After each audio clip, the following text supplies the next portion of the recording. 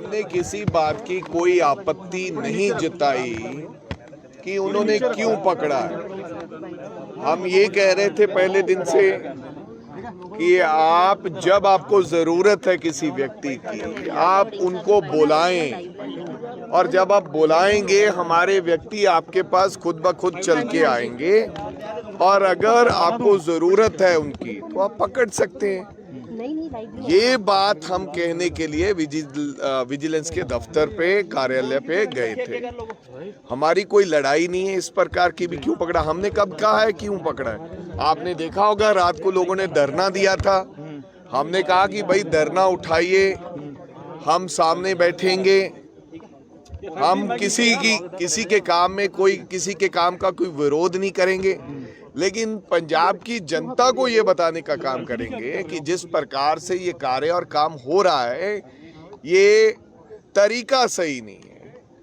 मैंने कल भी कहा और आज भी कह रहा हूं कि आप दिल्ली में सीबीआई की बात कर रहे हैं, केजरीवाल सब खुद कह रहे हैं कि हम सब लोग जाएंगे सीबीआई ने जिसको गिरफ्तार करना है कर ले, ये केजरीवाल साहब ने कहा है कि नहीं कहा है।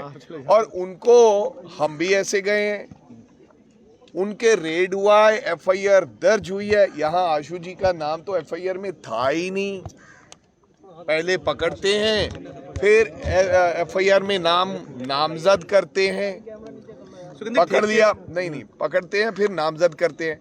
उन्होंने एफआईआर किया, रेड किया, अभी तक बुलाया नहीं, सम्मन जारी होंगे, जब बुलाएंगे प्रक्रिया को फॉलो करेंगे। हम ये नहीं कहते कि वो सही कर रहे हैं या कोई फलां गलत कर रहा है, हमारे लिए तो कोई प्रक्रिया भी नहीं है। हमारे लिए तो कह दिया जाता है कि चला दो, इनको भी पकड़ लेना है। तो फिर क्या करते हैं कि विजिलेंस आ जाती है।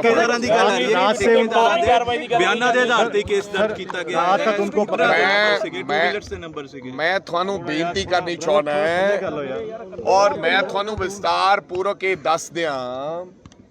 पहली गल, किसी दे बयाना दे आधार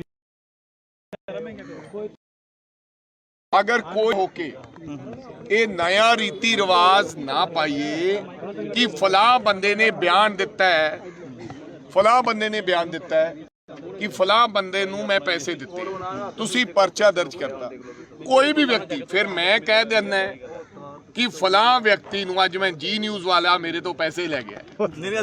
नहीं, मैं वैसे एक उदाहरण दे रहे हैं, फिर ਉਹਦੇ ਤੇ पर्चा दर्ज हो जाएगा।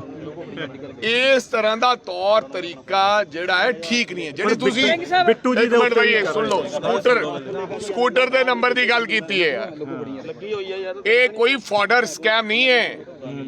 मेरे कहने का मतलब मैं किसी की अगवाई नहीं कर रहा स्कूटर की नंबर की, पर मैं ये कहना चाहना है, स्कूटर का नंबर किसी बंदे ने दिता कि मैं पूछना चाहना है मीडिया नूं जां मीडिया दे राही ऑफिशियल्स नूं कि जिहड़ा झोना जां कणक ढोई हुई उस स्कूटर ते हुई। कहंदे 100 बोरी। मैं कह रहा कि स्कूटर ते बोरी ढोई के कार के मोटरसाइकिल ते ढोई। एरा मैं कारण दस देना थानू मीडिया नूं, व्हाट इज दिस हैपनिंग। मैं क्यों इहदे विच डीपली पुछया भी ये होया की, ये मैं थानू दसना चाहना है। जदों प्रोक्योरमेंट होंदी है, मंडी च माल आ जाता है, जो मंडी च माल आ जाता, सरकार नूं यह हुंदा कि जल्दी मंडी चों माल चक लिया जाए। तुसी कई बारी चैनल से चलाउने हो कि ट्रैक्टर चक रहे ने मंडियां चों माल, हाई कोर्ट की पाबंदी के बावजूद भी ट्रक नहीं चक रहे, ट्रैक्टर चक रहे ने। ये तुसी कहने हो, आप तुसी पंजाब दे बहुत सारे जिहड़े ट्रैक्टर है उन्हां दे नंबर नहीं है, क्योंकि बहुत पुराना 50,000 का टुटिया ट्रैक्टर हुंदा, किते ट्राली हुंदी है। मैं किसी ने पूछा भी ये होया क्यों। जिहड़ा गेट पास कटना है, वो गेट पास एक इंस्पैक्टर ने थल्लड़े, पता नहीं इंस्पैक्टर या कोई होर लैवल का बंदा जिहड़ा मंडी च मौजूद हुंदा है, वो गेट पास कटदा है। और कई बारी हुंदा है कि जिहड़ा कंट्रैक्ट बेसिस ते, क्योंकि मंडियां ज़्यादा होंदियां, स्टाफ उन्ना घट है, एक व्यक्ति कोले 15-15 मंडियां कह देंगे, मंडियां उन्नियां वो पहुंच नहीं कर सकता। तो कंट्रैक्ट बेसिस से डिपार्टमेंट आडा डिपार्टमेंट 1.5 2 महीने वास्ते बंदे रख लेंदा, फिर उन्हां ते वक्री वक्री लिखाई भी होएगी गेट पासा ते, एक बंदे दी लिखाई होनी चाहिए। ਜਦੋਂ ट्रैक्टर लोड हो गया गेट पास बुक ते वो आके कह दिंदा जी मेरा ट्रैक्टर लोड हो गया, उत्थे ही बैठा वो नंबर लिखा दिंदा भी आह नंबर है जी ते मैनू दिओ गेट पास मैं जावां। ਉਹਦੇ ਚ ਮਾਲ ਲੱਦਿਆ ਹੁੰਦਾ। ਮਾਲ ਮੈਨੂੰ ਲੱਗਦਾ ਜਿਹੜੀ ਫੂਡ ਐਂਡ ਸਿਵਲ ਸਪਲਾਈ ਹੈ ਕੁਆਂਟਲਾਂ ਦੇ ਜਾਂ ਬੋਰੀ ਦੇ ਹਿਸਾਬ ਨਾਲ ਪੈਸੇ ਦਿੰਦੀ ਹੈ, ਉਹ ਫਿਰ ਉਹ ਮਾਲ ਚੱਕਦਾ ਹੈ, ਸਰਕਾਰ ਦਾ ਮਾਲ ਚੱਕਦਾ ਹੈ। ਸਰਕਾਰ ਦੇ ਮਾਲ ਵਾਸਤੇ ਟੈਂਡਰ ਹੋਇਆ ਨਾ, ਤੇ ਸਰਕਾਰ ਦਾ ਮਾਲ ਚੱਕਦਾ ਹੈ ਤੇ ਉਹ ਜਾ ਕੇ ਸ਼ੈਲਰ ਲੈ ਜਾਂਦਾ ਹੈ, ਸ਼ੈਲਰ ਲੈ ਜਾਂਦਾ ਹੈ। ਜਦੋਂ ਸ਼ੈਲਰ ਲੈ ਜਾਂਦਾ ਹੈ ਉੱਥੇ ਸ਼ੈਲਰ ਦਾ ਮਾਲਕ ਗਿਣਤੀ ਕਰਕੇ ਉਹ ਮਾਲ ਦੀ ਵਾਪਸੀ ਚਿਟਾ ਉਹਨੂੰ ਦੱਸ ਦਿੰਦਾ, ਰਿਸੀਵਿੰਗ ਦੇ ਦਿੰਦਾ ਵੀ ਇੰਨਾ ਮਾਲ ਸਾਡੇ ਕੋਲੇ ਆ ਗਿਆ। ਫਿਰ ਉਸ ਠੇਕੇਦਾਰ ਨੂੰ ਸਰਕਾਰ ਉਹਨਾਂ ਚਿਟਾਂ ਦੇ ਮੁਤਾਬਕ ਕਿ ਇੰਨਾ ਮਾਲ ਤੂੰ ਢੋਤਾ, ਤੈਨੂੰ ਪੈਸੇ ਇੰਨੇ ਤੇਰੇ ਬਣ ਗਏ, ਇਸ ਭਾਅ ਨਾਲ ਅਸੀਂ ਇਹਨੂੰ ਤੈਨੂੰ ਪੈਸੇ ਦੇਤੇ। ਫਿਰ ਸਰਦਾਰ ਸਾਹਿਬ 2 ਮਿੰਟ ਚੁੱਪ ਦਾ ਦਾਨ ਬਖਸ਼ੋਗੇ। ਫਿਰ ਜਿਹੜਾ ਸ਼ੈਲਰ ਚੋਂ ਜਿਹੜਾ ਮਾਲ ਲੱਗਿਆ ਹੁੰਦਾ ਸਰਕਾਰ ਦਾ, ਉਹਨੂੰ ਸ਼ੈਲਿੰਗ ਹੋ ਕੇ ਯਾਨੀ ਕਿ ਚਾਵਲ ਉਹਦਾ ਬਣ ਕੇ ਉਹ ਸ਼ੈਲਰ ਵਾਲਾ ਸਰਕਾਰ ਦੇ ਖਾਤੇ ਮਾਲ ਲਾ ਆਉਂਦਾ ਹੈ। ਸਰਕਾਰ ਦੇ ਖਾਤੇ ਜਦੋਂ ਮਾਲ ਲੱਗ ਜਾਂਦਾ ਹੈ ਤੇ ਫਿਰ FCI ਪੰਜਾਬ ਸਰਕਾਰ ਨੂੰ ਉਹ ਪੈਸਾ ਵਾਪਸ ਦੇ ਦਿੰਦੀ ਹੈ ਕਿ ਭਾਈ ਤੁਹਾਨੂੰ ਅਸੀਂ ਤੁਹਾਡਾ ਜ਼ਿਮੀਂਦਾਰ ਦਾ ਕਿਸਾਨ ਦਾ ਮਾਲ ਆਇਆ, ਅਸੀਂ ਉਹਨੂੰ ਲਾ ਲਿਆ, ਚੱਕਿਆ, ਤੁਸੀਂ ਸਾਨੂੰ ਪੈਸੇ ਦਿੱਤੇ ਜਿਹੜੀ CCI ਲਿਮਿਟ ਹੁੰਦੀ ਹੈ, ਤੇ ਅਸੀਂ ਹੁਣ ਤੁਹਾਨੂੰ ਮਾਲ ਤੁਹਾਡਾ ਜਮ੍ਹਾਂ ਕਰਾਤਾ ਤੇ ਪੈਸੇ ਕੱਟ ਕਟਾ ਕੇ ਸਾਨੂੰ ਵਾਪਸ ਕਰ ਦਿਓ। ਮੋਟਰਸਾਈਕਲ ਤੇ ਕੋਈ ਢੋਆ ਢੁਆਈ ਹੋਈ ਨਹੀਂ, ਮਾਲ ਜਾ ਹੀ ਨਹੀਂ ਸਕਦਾ ਮੋਟਰਸਾਈਕਲ ਤੇ। ਗਲਤੀ ਉਹ ਕਿਉਂ? ਮੋਟਰਸਾਈਕਲ ਦਾ ਨੰਬਰ ਪਿਆ, 1 ਮਿੰਟ, ਜਾਂ ਉਹ ਸਕੂਟਰ ਦਾ ਨੰਬਰ ਪਿਆ, ਉਹ ਟਰੈਕਟਰ ਵਾਲੇ ਨੇ ਲਿਖਾਇਆ, ਟਰੈਕਟਰ ਦਾ ਸਹੀ ਨੰਬਰ ਸੀਗਾ ਕਿ ਨਹੀਂ ਸੀਗਾ। ਜਿਵੇਂ ਮੈਂ ਤੁਹਾਨੂੰ ਕਿਹਾ ਕਿ ਅੱਜ ਕੱਲ ਪੰਜਾਬ ਦੇ ਅੰਦਰ ਜਿਹੜੇ ਕਿਸਾਨਾਂ ਦੇ ਟਰੈਕਟਰ ਹੈ ਉਹਨਾਂ ਦੀਆਂ ਸਾਰਿਆਂ ਦੀਆਂ ਰਜਿਸਟ੍ਰੇਸ਼ਨ ਨਹੀਂ ਹਨ। ਜਿਹੜੇ ਪੁਰਾਣੇ ਟਰੈਕਟਰ ਹੈ, ਐਸੇ ਬਥੇਰੇ ਟਰੈਕਟਰ ਨੇ ਜਿਨ੍ਹਾਂ ਦੀਆਂ ਕੋਈ ਰਜਿਸਟ੍ਰੇਸ਼ਨ ਹੀ ਨਹੀਂ। ਉਹ ਫਿਰ ਜੋ ਲਿਖਾ ਦਿੰਦੇ ਉਹ ਨੰਬਰ ਲਿਖ ਲਿਆ, ਉਹ ਜ਼ਿੰਮੇਵਾਰੀ ਟਰੈਕਟਰ ਦੇ ਨੰਬਰ ਦੀ। ਯਾਰ ਮੈਂ ਮੀਡੀਆ ਰਾਹੀਂ ਪੁੱਛਣਾ ਚਾਹੁੰਦਾ ਸਰਕਾਰ ਦੀ ਕਿ ਇੱਕ ਕੈਬਨਿਟ ਮੰਤਰੀ ਦੀ ਜ਼ਿੰਮੇਵਾਰੀ ਹੈਗੀ ਆ ਕਿ ਉਹ ਜਾ ਕੇ ਟਰੈਕਟਰ ਦਾ ਨੰਬਰ ਚੈੱਕ ਕਰੇ। ਜੇ ਤਾਂ ਇਹ ਜ਼ਿੰਮੇਵਾਰੀ ਸਾਡੇ ਮੰਤਰੀ ਦੀ ਹੈ ਤਾਂ ਕੋਈ ਗੱਲ ਨਹੀਂ ਭਾਈ, ਪਰਮਾਤਮਾ ਤੁਹਾਨੂੰ ਚੜ੍ਹਦੀ ਕਲਾ ਰੱਖੇ, ਤੁਸੀਂ ਸਾਡਾ ਬੰਦਾ ਫੜ ਲਿਆ ਹੈ। ਵੜਿੰਗ ਸਾਹਿਬ 1 ਮਿੰਟ ਮੈਡਮ, ਮੈਨੂੰ ਗੱਲ ਪੂਰੀ ਕਰ ਲੈਣ ਦਿਓ। ਜੇ ਉਹਦੀ ਜ਼ਿੰਮੇਵਾਰੀ ਨਹੀਂ ਹੈ, ਤੁਸੀਂ ਠੇਕੇਦਾਰ ਫੜਿਆ ਤੇ ਠੇਕੇਦਾਰ ਨੇ ਤੁਸੀਂ ਕਹਿੰਦੇ ਹੋ ਵੀ ਇਹਨਾਂ ਨੇ ਨਾਂ ਲੈ ਤੇ ਉਹਦਾ ਕੋਈ ਸਬੂਤ ਪੈਸੇ ਦਿੱਤੇ ਦਾ, ਪੈਸੇ ਨਗਦ ਦਿੱਤੇ, ਕੋਈ ਟ੍ਰਾਂਜੈਕਸ਼ਨ ਹੈ, ਫਲਾਂ ਹੈ। ਵੈਸੇ ਤਾਂ ਅਕਸਰ ਹੀ ਕਿਹਾ ਜਾਂਦਾ ਕਿ ਫਲਾਂ ਪ੍ਰਾਪਰਟੀ ਫਲਾਣੇ ਬੰਦੇ ਦੀ ਹੈ, ਫਲਾਂ ਪ੍ਰਾਪਰਟੀ ਫਲਾਣੇ ਬੰਦੇ ਦੀ ਹੈ, ਫਲਾਂ। ਜਿੰਨਾ ਚਿਰ ਕਾਗਜ਼ੀ ਪੱਤਰੀ ਕੋਈ ਚੀਜ਼ ਨਹੀਂ ਹੈ, ਤੁਸੀਂ ਕਾਨੂੰਨ ਦੇ ਸਾਹਮਣੇ ਕਿੱਦਾਂ ਸਾਬਿਤ ਕਰੋਗੇ ਕਿ ਇਹ ਫਲਾਣੇ ਨੂੰ ਪੈਸੇ ਦਿੱਤੇ, ਕਾਰੇ ਚੈੱਕ ਨਾ ਦਿੱਤੇ, ਕਾਰੇ ਨਾਲ ਪੈਸੇ ਦਿੱਤੇ? ਉਸ ਵੇਲੇ ਦੀ ਕੋਈ ਵੀਡੀਓ ਹੈ, ਕੋਈ ਵੌਇਸ ਨੋਟ ਹੈ ਵੀ ਮੈਂ ਫਲਾਂ ਸਮਝਦੀ ਹੈ। ਜੇ ਐਸਾ ਕੋਈ ਸਬੂਤ ਨਹੀਂ ਹੈ ਤੇ ਤੁਸੀਂ ਇੱਕ ਬੰਦੇ ਦੇ ਕਹਿਣ ਤੇ ਲਿਆ ਕੇ ਤੁਸੀਂ ਇੱਕ ਮੰਤਰੀ, ਕੈਬਨਿਟ ਰੈਂਕ ਦੇ ਮੰਤਰੀ ਨੂੰ ਫੜ ਲਿਆ।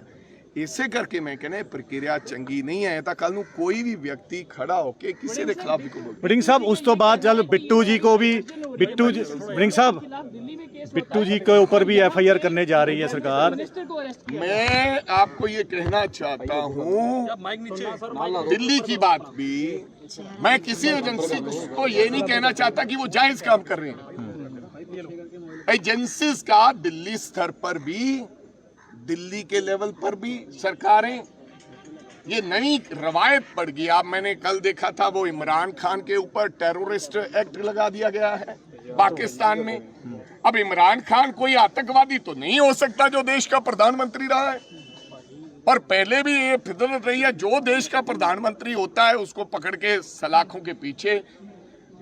हिंदुस्तान पाकिस्तान बनने जा रहा है, हिंदुस्तान पाकिस्तान बनने जा रहा है।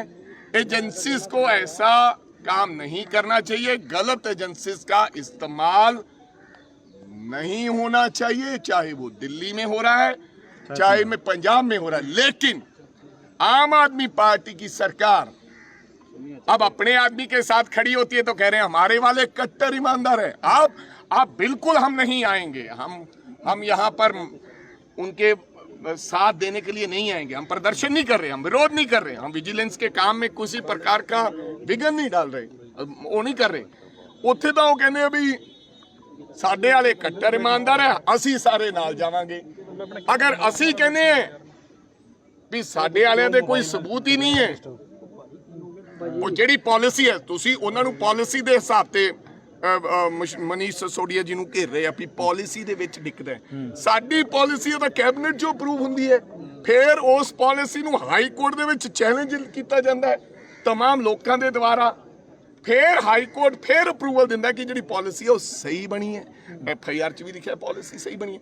ਮੰਤਰੀ ਨੇ ਪਾਲਿਸੀ ਬਣਾਉਣੀ ਹੈ ਕਿ ਮੰਤਰੀ ਨੇ ਮੰਡੀ 'ਚੋਂ ਮਾਲ ਸਕੂਟਰ ਤੇ ਢੋਣਾ ਹੈ ਜਾਂ ਕਾਰ ਤੇ ਢੋਣਾ, ਇਹ ਮੰਤਰੀ ਦਾ ਕੰਮ ਨਹੀਂ। ਫਿਰ ਤਾਂ ਇੱਕ ਪ੍ਰਕਿਰਿਆ ਥੱਲੇ ਲੈ ਕੇ ਸਾਰਾ 200 ਬੰਦਾ ਲਿਆਓ। राजा साहब कल बिट्टू जी ने जिस तरह रोका, 200 ਬੰਦਾ बिट्टू जी के ऊपर भी कार्रवाई करने जा रही है। तक 3 लेयर ਦੀ ਬੈਰੀਕੇਡਿੰਗ ਕਰ ਦਿੱਤੀ ਜਾਂਦੀ ਹੈ। ਉਸ ਤੋਂ ਬਾਅਦ सर कल बिट्टू जी ने रोका, बिट्टू जी के ऊपर ਗੱਲ ਕਹੀ ਗਈ ਹੈ ਕਿ ਉਹ ਖਿੱਚ ਥਰੂ ਕਰਨਾ ਚਾਹੁੰਦੇ ਸੀਗੇ, ਬਸ ਉਹਨਾਂ ਦਾ ਇਹ ਹੈ ਕਿ ਚੱਕ ਕੇ ਲੈ ਜਾਓ। ਇਹਦੇ ਪਿੱਛੇ ਕੀ ਉਹਨਾਂ ਦਾ ਤੁਸੀਂ ਦੇਖੋ ਰੋਲ ਕੀ ਦਿਖਾਉਣਾ, ਦੇਖੋ ਕਿਸੇ ਵਿਅਕਤੀ ਨੂੰ ਦਿਖਾਉਣਾ, ਇਹਨੂੰ ਵਾਲ ਕੱਟਦੇ ਨੂੰ ਫੜ ਲਿਆ ਜਾਂ ਜਾਣ-ਬੁੱਝ ਕੇ ਘਰ ਦੀ ਤਲਾਸ਼ੀ ਲੈਣੀ, ਘਰ ਦੀਆਂ ਜਵਾਕੜੀਆਂ ਨਿੱਕੀਆਂ ਨਿੱਕੀਆਂ ਕੁੜੀਆਂ 18-20 ਸਾਲ ਦੀਆਂ ਦੇ ਉਹਦੇ ਕੱਪੜੇ ਫਰੋਲਣੇ, ਕੱਪੜੇ ਫਰੋਲ ਕੇ ਹਰ ਧੀ ਭੈਣ ਦੀ ਮਾਂ ਦੀ ਇੱਜ਼ਤ ਦਾ ਮਸਲਾ ਹੁੰਦਾ ਹੈ।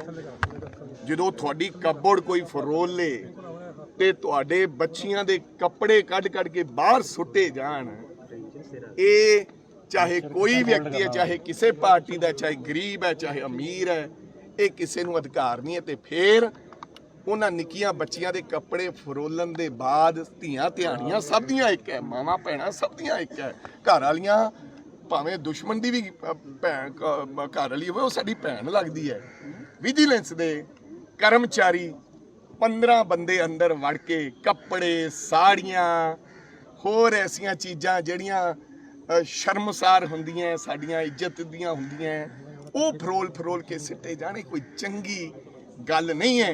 ਤੇ ਇਹ ਸਭ ਕਰਨ ਦੇ ਬਾਵਜੂਦ ਤੁਹਾਨੂੰ 1 ਰੁਪਿਆ ਨਾ ਮਿਲਿਆ ਹੋਵੇ, ਇਹ ਤੁਹਾਡੀ ਮਰਜ਼ੀ ਹੈ, ਕੋਈ ਗੱਲ ਨਹੀਂ। पर वड़िंग साहब बिट्टू जी ने जिस तरह से रोका था, बिट्टू जी के ऊपर कार्रवाई करने के लिए लिखा गया है। विजय सिंगला खिलाफ कोई सबूत नहीं हाल तक सरकार पेश कर पाई कि यार मैं कह रहे हैं अल्टीमेटली ਇਹਨਾਂ ਗੱਲਾਂ 'ਚ ਕੋਈ ਦਮ ਨਹੀਂ ਰਹਿਣਾ। 2G ਸਕੈਮ ਹੋਇਆ ਸੀ, 2 ਲੱਖ ਕਰੋੜ ਰੁਪਏ ਦਾ ਘਪਲਾ। ਮੈਨੂੰ ਲੱਗਦਾ ਤੁਸੀਂ 25-30 ਪੱਤਰਕਾਰ ਖੜੇ ਹੋ, ਮੈਨੂੰ ਦੱਸ ਦਿਓ ਤੁਹਾਨੂੰ ਕਿਸੇ ਨੂੰ ਨੌਲੇਜ ਹੈਗੀ ਹੈ 2G ਸਕੈਮ ਬਾਰੇ? ਕਿਸੇ ਨੂੰ ਨਹੀਂ ਪਤਾ ਉਹ 2G ਸਕੈਮ ਹੈ ਕਿ ਤੁਸੀਂ ਕਹਿੰਦੇ ਇੱਕ ਟੈਲੀਕਾਮ ਸਕੈਮ ਹੈ, ਮੈਨੂੰ ਵੀ ਨਹੀਂ ਪਤਾ।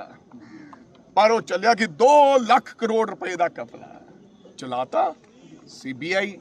ਅੰਤ ਕੀ ਹੋਇਆ? 6 ਮਹੀਨੇ ਉਹ ਕਾਨੂੰਨ ਮੂਜੀ ਤੇ ਉਹ ਇਹ ਰਾਜਾ ਅੰਦਰ ਵੀ ਰਹਿ ਕੇ ਆਏ, ਲੇਕਿਨ ਬਾਈ ਇੱਜ਼ਤ ਬਰੀ ਕਰ ਦਿੱਤਾ ਗਿਆ।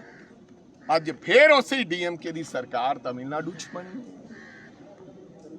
ਠੀਕ ਹੈ, ਇਹ ਲੋਕਾਂ ਦੀਆਂ ਨਜ਼ਰਾਂ 'ਚ ਕੁਝ ਲੋਕਾਂ ਨੂੰ ਇਸ ਤਰ੍ਹਾਂ ਦੀ ਕਹਾਣੀ ਬਣਾ ਕੇ ਇਹ ਸਾਡੇ ਹਾਲਾਤ ਐਸੇ ਬਣਾਉਣਾ ਚਾਹੁੰਦੇ ਹਨ। ਉਹ ਜਿਸ ਤਰ੍ਹਾਂ ਫਰਾਰ ਦੱਸਿਆ ਜਾ ਰਿਹਾ ਉਸ ਵਾਲੇ ਕਿ ਗਲਤ ਮੈਸੇਜ ਨਹੀਂ ਜਾਂਦਾ ਯਾਰ। ਹੁਣ ਮੀਨੂ ਮਲਹੋਤਰਾ, ਦੇਖੋ ਗੱਲ ਸੁਣ, ਕੌਣ ਹੈ ਮੀਨੂ ਮਲਹੋਤਰਾ? ਪਹਿਲੀ ਗੱਲ ਦੱਸ ਦਿਆਂ ਕਿ ਆਸ਼ੂ ਜੀ ਦਾ ਕੋਈ ਵੀ ਮੀਨੂ ਮਲਹੋਤਰਾ PA ਨਹੀਂ। ਜਾਣਕਾਰ ਹੋ ਸਕਦਾ ਹੈ, ਦੋਸਤ ਹੋ ਸਕਦਾ ਹੈ, ਪਰ ਕੋਈ PA ऑफिशियल ਕਿਸੇ ਪ੍ਰਕਾਰ ਦਾ ਮੀਨੂ ਨਹੀਂ ਹੈ। ਬੇਲੀ ਹੋ ਸਕਦਾ ਹੈ, ਸੱਜਣ ਹੋ ਸਕਦਾ ਹੈ, ਦੋਸਤ ਹੋ ਸਕਦਾ ਹੈ, ਮੈਨੂੰ ਇਸ ਬਾਰੇ ਪਤਾ ਨਹੀਂ ਹੈ, ਪਰ ऑफिशियल PA ਨਹੀਂ ਹੈ। ਦੂਜੀ ਗੱਲ, ਕੌਣ ਫਰਾਰ ਹੈ, ਕੌਣ ਨਹੀਂ ਫਰਾਰ ਹੈ, ਉਹਦੀ ਜ਼ਿੰਮੇਵਾਰੀ ਆਸ਼ੂ ਜਾਂ ਰਾਜੇ ਵੜਿੰਗ ਦੀ ਨਹੀਂ ਹੈ। ਅਸੀਂ ਤਾਂ ਇਹ ਕਹਿੰਦੇ ਵੀ ਕਾਂਗਰਸ ਦਾ ਜਿਹੜਾ ਲੀਡਰ ਹੈ, ਜੇ ਸਾਨੂੰ ਕਿਸੇ ਨੂੰ ਸਾਡੀ ਜ਼ਰੂਰਤ ਹੈ, ਸਾਨੂੰ ਤੁਸੀਂ ਸੰਮਣ ਜਾਰੀ ਕਰੋ। ਸਾਡਾ ਵਿਅਕਤੀ ਪੇਸ਼ ਹੋਏਗਾ, ਦੂਸਰੇ ਕਿਸੇ ਵਿਅਕਤੀ ਦੀ। ਹੁਣ ਸਾਰੇ ਪੰਜਾਬ ਦੀ ਜ਼ਿੰਮੇਵਾਰੀ ਕਾਂਗਰਸ ਨੇ ਥੋੜੀ ਚੱਕੀ। वड़िंग साहब मेरा सवाल है, आशू जी के बाद अब शिकंजा कसने जा रही है हाँ जी। बिट्टू जी के ऊपर। बिट्टू जी के चलो खिलाफ जी, इन्होंने चलो कहा जी, कि बात- वेडिंग डाला। बात ये है शिकंजा तो देखो जी, उन्होंने रात हम हर application दी। व्यक्ति कहते हैं कि हम कोई गुनेगार नहीं है भाई। ਕਿਸੇ ਆਪਦੇ ਸਾਥੀ ਦਾ ਸਾਥ ਦੇਣਾ ਜੇ ਗੁਨਾਹ ਹੈ ਤਾਂ ਫਿਰ ਠੀਕ ਹੈ, ਜੇ ਸਾਥੀ ਦਾ ਸਾਥ ਦੇਣ ਤੇ ਸਕੰਜਾ ਕੱਸਿਆ ਜਾਊਗਾ ਤੇ ਫਿਰ ਕੋਈ ਗੱਲ ਨਹੀਂ। ਫਿਰ इसको भी ਕੀ किस ਗੱਲ- तरह से देखते ਸਾਹਿਬ हैं ਹੁਣ ਕੀ ਪ੍ਰੋਗਰਾਮ ਹੈਗਾ ਕਾਂਗਰਸ ਪਾਰਟੀ ਦਾ? ਬ੍ਰਿੰਗ ਸਾਹਿਬ ਹੁਣ ਕੀ ਪ੍ਰੋਗਰਾਮ ਹੈ? ਮੈਂ ਤਾਂ ਕਹਿ ਰਿਹਾ ਇਟਸ ਅ ਵੈਂਡੇਟਾ ਪੋਲਿਟਿਕਸ, ਬਦਲਾਖੋਰੀ ਦੀ ਭਾਵ ਨਾਲ। ਤੁਸੀਂ ਮੈਨੂੰ ਸਬੂਤ ਕਰ ਦਿਓ। ਜਦੋਂ ਇੱਕ ਮਿੰਟ ਇਹਨਾਂ ਨੇ ਤੁਸੀਂ ਚਲਾਤਾ ਟੀਵੀ ਚੈਨਲਸ ਨੇ, तो फिर ਟੀਵੀ ਚੈਨਲਸ ਨੇ ਚਲਾਤਾ ਕਿ 2000 ਕਰੋੜ ਰੁਪਏ ਦਾ ਕਪਲਾ। ਤੁਸੀਂ ਸਾਬਤ ਕਰ ਦਿਓ, ਮੈਂ ਸਾਰੀ ਉਮਰ ਤੁਹਾਡਾ ਕਰਜ਼ਦਾਰ ਰਹੂੰਗਾ ਕਿ 2000 ਕਰੋੜ ਰੁਪਏ ਦਾ ਜਿਹੜਾ ਕਪਲਾ ਹੈ ਉਹ ਕਿੱਦਾਂ ਕਪਲਾ ਹੈ। ਤੁਹਾਨੂੰ ਮੈਂ ਆਖਿਆ ਕਿ ਮਾਲ ਗਿਆ ਹੀ ਨਹੀਂ। ਮਾਲ ਗਿਆ ਇੱਥੇ ਤਾਂ ਹੁੰਦਾ ਵੀ ਗੇੜੇ ਲਾ ਲੇ ਜੀ, ਸਕੂਟਰ ਦੇ ਨੰਬਰ ਤੇ ਗੇੜੇ ਕੱਢੀ ਗਿਆ ਤੇ ਪੈਸੇ ਲੈ ਗਿਆ। ਵੀ ਇੰਨਾ ਮਾਲ ਸਕੂਟਰ ਦੇ ਨੰਬਰ ਤੇ ਭੇਜਤਾ, 500 ਬੋਰੀ ਗਈ, ਸਕੂਟਰ ਦਾ ਨੰਬਰ ਸੀ, ਉਹਦੇ ਚ ਮਾਲ ਹੀ ਹੈ ਨਹੀਂ ਸੀ ਤੇ ਮੁਫਤ ਚ ਪੇਮੈਂਟ ਕਰਾ ਲਈ। ਐਸੀ ਕੋਈ ਗੱਲ ਹੀ ਨਹੀਂ ਹੈ। ਜਾਖੜ ਸਾਹਿਬ ਨੇ ਵੀ ਚੱਕਿਆ ਸੀ ਮੁੱਦਾ, ਅਕਾਲੀ ਸਰਕਾਰ ਮੈਂ ਵਿੱਚ ਫਿਰ ਇਹੋ ਜਿਹੇ ਕਈ ਮੁੱਦੇ, ਕਿਉਂਕਿ ਅਲਟੀਮੇਟਲੀ ਜਿਹੜੇ ਇਹੋ ਜਿਹੇ ਕੇਸਿਸ ਹੁੰਦੇ ਇੱਕ ਦੂਜੇ ਦੀ